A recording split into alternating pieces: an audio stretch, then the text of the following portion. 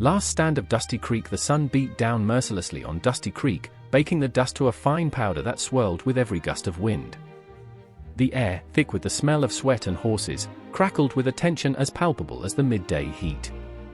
Jebediah Jeb Stone, his weathered face etched with the lines of a life lived under the unforgiving gaze of the western sky, squinted at the approaching dust cloud.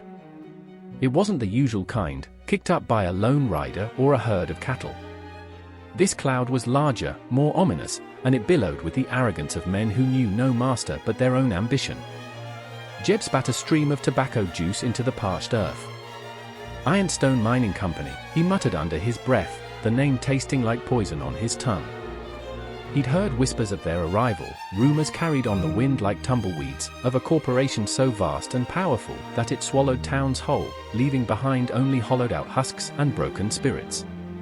Dusty Creek wasn't much to look at, a smattering of weather-beaten buildings huddled around a dusty main street, a saloon that saw more brawls than patrons, and a church that echoed with the ghosts of sermons past.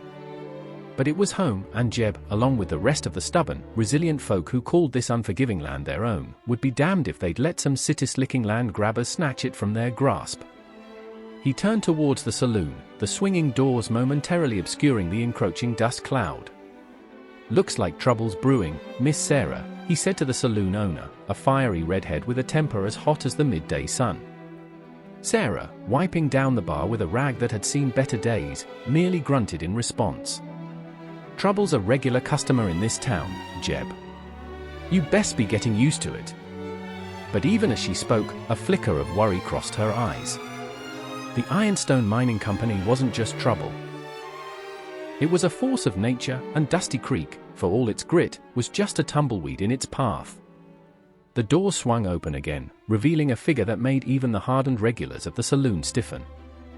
It was Clayton Hayes, the Ironstone Mining Company's foreman, a man whose smile was as sharp as the knife he wore strapped to his hip. Well, Hayes drawled, his voice slick as snake oil. "Looks like we found ourselves a little piece of paradise." His eye swept over the saloon, lingering on the faces of the townsfolk with a predatory gleam. A paradise ripe for the taking. The saloon fell silent, the only sound the clinking of glasses as Hayes sauntered up to the bar. He slammed a fistful of dollars onto the counter, the coins scattering like frightened mice. "Whiskey," he barked, "and make it snappy." Sarah, her jaw clenched tight, poured him a shot. Hayes downed it in one gulp, then slammed the glass back on the counter, the force of it cracking the wood. "Now then," he said, leaning forward, his voice a low, menacing purr. "I'm here on behalf of the Ironstone Mining Company. We've got our eyes on this land, and we're willing to pay a generous price for it." Jeb stepped forward, his hand hovering over the Colt Peacemaker at his hip. "This land ain't for sale," he growled. Hayes let out a humorless chuckle. "Everything has a price, old man. And the Ironstone Mining Company can afford to pay it." "This town ain't about money," Jeb retorted. "It's about family, about community, about scratching out a living on land that's been worked by generations." Hayes' smile vanished. "Sentimentality will get you nowhere, old man. You're standing in the way of progress. And progress always has a way of removing obstacles." A tense silence descended upon the saloon, the air thick with the unspoken threat. The townsfolk exchanged uneasy glances, their hands instinctively reaching for their own weapons. Jeb knew they were outmatched. The Ironstone Mining Company had money, men, and the law on their side. But Dusty Creek had something else, the kind of grit and determination that only those who had wrestled a living from the unforgiving land could possess. "You may have the money and the guns, Hayes," Jeb said, his voice low and steady. "But we've got something you'll never have, the will to fight for what's ours." Hayes' eyes narrowed. "Then fight you shall," he hissed. "And you will lose." With that, he turned and strode out of the saloon, his men following close behind. The dust clouds they left in their wake seemed to linger in the air, a suffocating reminder of the threat that loomed over Dusty Creek. As the sun began its descent towards the horizon, casting long shadows across the town, Jeb gathered the townsfolk in the saloon. They were a motley crew, grizzled cowboys, weathered farmers, a fiery saloon owner, and a preacher whose faith had been tested more times than he cared to remember. But they were all bound by a common thread, their love for Dusty Creek and their unwavering determination to protect it. "We're outmanned and outgunned," Jeb said, his voice grave. "But we're not out of hope. We've got the spirit of this town on our side, and that's something those city slickers will never understand." He looked around the room, his eyes meeting each of theirs in turn. "We're gonna fight for Dusty Creek," he declared, his voice rising with passion. "We're gonna fight for our homes, our families, our way of life. And by God, we're gonna win." A cheer erupted from the townsfolk, their voices echoing through the saloon and out into the gathering dusk. It was a defiant cry, a testament to the indomitable spirit of the West, a spirit that refused to be broken. As the last rays of sunlight faded from the sky, Dusty Creek prepared for its last stand. The odds were stacked against them, but they had something that the Ironstone Mining Company could never buy: the courage of their convictions and the unwavering belief in the power of unity. The night hung heavy over Dusty Creek, the silence broken only by the occasional creak of a weather vane or the distant howl of a coyote. A single lantern glowed in the saloon window, casting long, dancing shadows that flickered with the nervous energy of the townsfolk gathered inside. Jeb stood at the head of a rough-hewn table, a map of the surrounding area spread out before him. "They'll come at dawn," he said, his voice low but firm. "Hayes won't waste any time." He pointed to a narrow pass leading into the town. "This is their only way in. We need to block it." "With what?" Sarah asked, her voice laced with skepticism. "We ain't got much in the way of fortifications." Jib looked around at the faces illuminated by the lantern light: a blacksmith with calloused hands, a rancher with a rifle slung across his shoulder, a young woman barely out of her teens, her eyes filled with a mixture of fear and resolve. They were farmers, shopkeepers, cowboys, not soldiers. But they were all Dusty Creek, and that made them a force to be reckoned with. "We've got what we've always had," Jeb said, a hint of a smile playing on his lips. "We've got ingenuity. We've got grit. And we've got each other." He outlined a plan, simple but effective. They would use the natural terrain to their advantage, creating a series of obstacles to slow down the Ironstone men. They would use what they had: wagons, rocks, fallen trees, to create barricades. And they would use their knowledge of the land to set traps, to make the pass as treacherous as possible. As the first rays of dawn painted the eastern sky in hues of orange and purple, the townsfolk of Dusty Creek were already in position. They had worked through the night, their exhaustion fueled by adrenaline and the fierce determination to protect their home. The narrow pass was now a gauntlet, a maze of makeshift defenses hidden amongst the rocks and scrub brush. Jeb stood at the forefront, his weathered face set in a grim line. He clutched his rifle, the cool steel a familiar comfort in his hand. He knew they were facing overwhelming odds, but he also knew that they had something Hayes and his men didn't: a cause worth fighting for. The rumble of approaching horses echoed through the pass, growing louder with each passing moment. Hayes and his men emerged from the dust cloud, their faces grim, their eyes glinting with the cold calculation of men about to engage in violence. Hayes reined in his horse at the entrance to the pass, his gaze sweeping over the seemingly deserted landscape. He saw nothing, but he sensed the tension in the air, thick and heavy like the summer heat. "They're hiding," he said to his men, his voice low. "Spread out. Find them." The Ironstone men cautiously advanced into the pass, their horses' hooves crunching on the loose gravel. They were confident, arrogant, believing that a handful of farmers and shopkeepers would pose no real threat. They were wrong. The first shot rang out, shattering the morning stillness. A rider slumped in his saddle, his horse whinnying in panic. Then another shot, and another. The pass erupted in a cacophony of gunfire, the echoes reverberating off the canyon walls. The Ironstone men were caught off guard. They were expecting a disorganized rabble, not a well-coordinated resistance. The traps Jeb had laid were taking their toll. Horses stumbled and fell, throwing their riders. Wagons overturned, creating roadblocks. Rocks rained down from the cliffs above, sending the Ironstone men scrambling for cover. Jeb moved through the chaos, his rifle spitting fire. He was a seasoned hunter, his aim true and steady. He picked off the Ironstone men one by one, his movements precise and deadly. Sarah, wielding a shotgun she had inherited from her father, was a force of nature. She moved from cover to cover, her fiery red hair a beacon in the smoke-filled air. She was a crack shot, and her aim was as good as any man's. Even the preacher, a man more comfortable with scripture than with firearms, found his mark. He had learned to shoot as a boy, and now, faced with the threat to his flock, he rediscovered his skill. The battle raged for what seemed like an eternity. The pass was a maelstrom of gunfire, smoke, and dust. The Ironstone men, initially confident, were now panicked, their ranks thinning with each passing moment. Hayes, realizing that his carefully laid plans had gone awry, tried to rally his men. But it was too late. The townsfolk of Dusty Creek, outnumbered but not outmatched, were fighting with the ferocity of those defending their home. As the sun climbed higher in the sky, the tide of the battle began to turn. The Ironstone men, demoralized and depleted, began to retreat, their dreams of conquest turning to dust. Hayes, his face contorted with rage and frustration, knew that he was defeated. He spurred his horse and fled, leaving his fallen comrades behind. The silence that descended upon the pass was deafening. The smoke began to clear, revealing the carnage of the battle. But amidst the fallen, the townsfolk of Dusty Creek stood tall, their faces streaked with gunpowder and sweat, but their eyes shining with the light of victory. They had defended their home. They had stood against a powerful corporation and emerged victorious. They had proven that even the smallest town, when united, could overcome any obstacle. As the sun set over Dusty Creek, casting a golden glow over the battered but unbowed town, the townsfolk gathered in the saloon.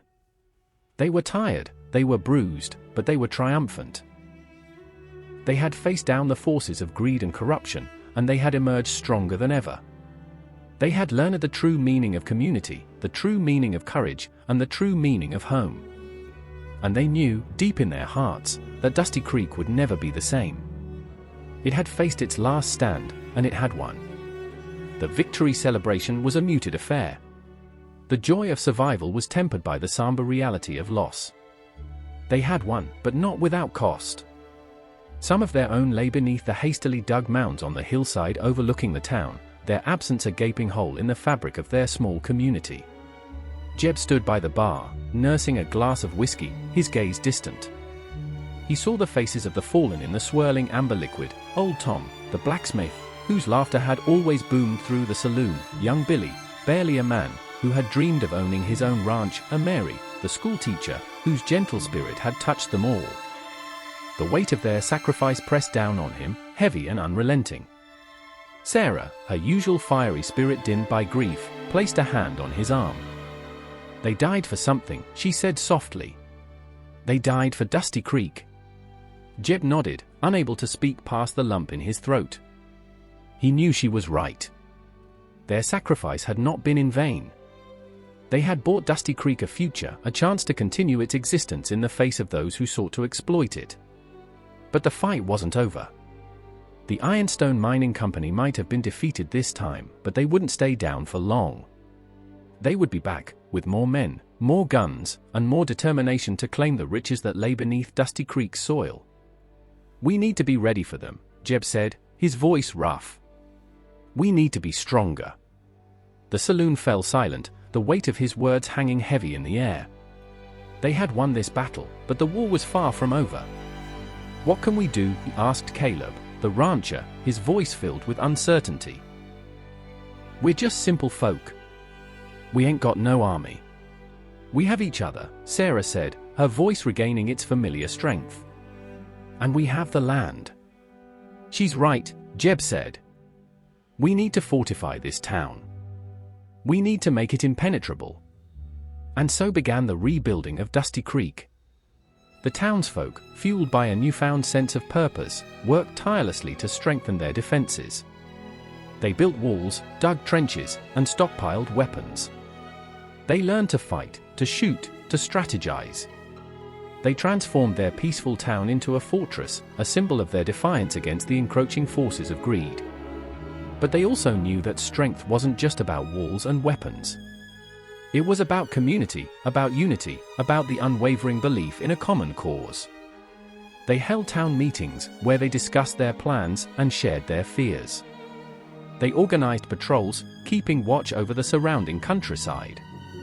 They helped each other, supporting those who had lost loved ones and sharing what little they had. Word of Dusty Creek's defiance spread like wildfire across the West.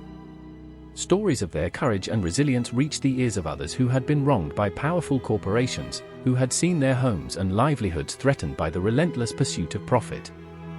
And slowly, people began to arrive in Dusty Creek. They came from far and wide, drawn by the promise of a place where they could stand up for what they believed in, where they could fight for a better future. There were cowboys, weary of drifting from town to town, seeking a place to call home. There were farmers, driven from their land by drought and hardship, looking for a fresh start. There were miners, tired of being exploited by greedy companies, yearning for a chance to work for themselves. And there were others, simply seeking refuge from the harsh realities of the West, drawn by the sense of community and belonging that Dusty Creek offered. Jeb welcomed them all, knowing that every pair of hands, every strong back, every determined spirit would strengthen their cause. He saw in them the same grit and determination that had fueled Dusty Creek's victory, the same unwavering belief in the power of unity. And as Dusty Creek grew stronger, so too did its reputation. It became a symbol of hope, a beacon of resistance against the forces that sought to dominate the West. It became a place where people could come together, where they could find strength in numbers, where they could fight for a future where justice and fairness prevailed. The Ironstone Mining Company might return, but they would find a different Dusty Creek waiting for them. They would find a town united, a town fortified, a town determined to protect its way of life. They would find a town that had faced its last stand and emerged victorious, a town that would never back down, a town that would forever stand as a testament to the indomitable spirit of the West. Life in Dusty Creek found a new rhythm, a blend of the familiar and the novel. Days were filled with the usual chores, tending to livestock, mending fences, and cultivating crops. But now, woven into the fabric of daily life, was the constant hum of preparedness. The men practiced their marksmanship, the women honed their skills with knives and makeshift weapons, and children, mimicking their elders, turned sticks into rifles and staged mock battles in the dusty streets. Jeb, now the de facto leader of the town, found himself drawn into the role of strategist and diplomat. He spent hours poring over maps, studying the terrain, and devising new defenses. He forged alliances with neighboring towns, sharing information and resources, creating a network of resistance against the encroaching influence of corporations like Ironstone. He even ventured as far as the state capital, lobbying officials and rallying support for the rights of small towns and independent landowners. Sarah, ever the pragmatist, focused on the town's economic resilience. She expanded the saloon, adding a kitchen and guest rooms, turning it into a bustling hub for travelers and traders. She organized the townsfolk into cooperatives, pooling their resources and skills to increase their self-sufficiency. Under her guidance, Dusty Creek became a model of sustainable living, a testament to the power of community and cooperation. One evening, as the sun dipped below the horizon, painting the sky in a fiery palette of orange and purple, a stranger rode into town. He was tall and lean, with piercing blue eyes and a weathered face that spoke of countless miles traveled under the unforgiving western sun. He introduced himself as Cole Walker, a bounty hunter with a reputation that preceded him. "I hear you folks have been having some trouble with the Ironstone Mining Company," Cole said, his voice low and gravelly. Jeb, ever cautious, eyed the stranger with a mixture of curiosity and suspicion. "We had a run-in with them," he admitted. "But we sent them packing." Cole nodded slowly. "I heard that too. Impressive, for a small town." He paused, taking a sip of the whiskey Sarah had placed before him. "But Ironstone ain't the kind to forget a grudge. They'll be back. We'll be ready for them," Jeb said, his voice firm. "Maybe," Cole said, his eyes twinkling with a hint of amusement. "But maybe you could use a little help." Jeb raised an eyebrow. "What kind of help?" "The kind that comes with a fast gun and a keen eye," Cole said, a sly grin spreading across his face. I'm the best tracker in the West, and I know these lands like the back of my hand. I can help you anticipate their moves, prepare your defenses, and maybe even the odds a little." Jeb considered the offer. He didn't trust easily, but he recognized the value of Cole's skills. And besides, Dusty Creek could use all the help it could get. "All right, Cole," Jeb said, extending his hand. "You're in. But I'm warning you, life in Dusty Creek ain't exactly peaceful." Cole grasped Jeb's hand, his grip firm and reassuring. "Peaceful ain't exactly my style," he said with a wink. With Cole's arrival, a new chapter began in the story of Dusty Creek. Join the adventure with the Western Echoes, Cowboy Tales Unleashed. If you're loving our cowboy stories and captivating tales, don't miss out. Hit that subscribe button to stay updated on all our future posts. Saddle up and ride along with us.